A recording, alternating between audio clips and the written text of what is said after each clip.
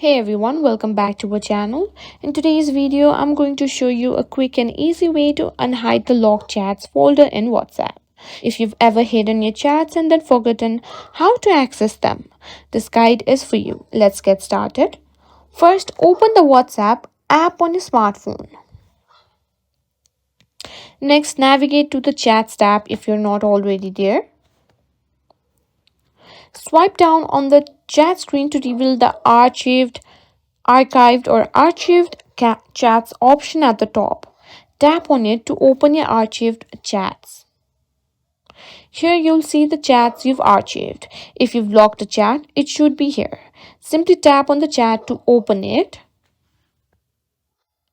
To unhide the chat, tap and hold the chat until a menu appears. And simply swipe Unarchive. This will move the chat back to your main chat list. And that's it, your hidden chats are now back in your main chat list. If you found this video helpful, please give it a thumbs up and share with your friends. Don't forget to subscribe for more tech tips and tutorials. Thanks for watching.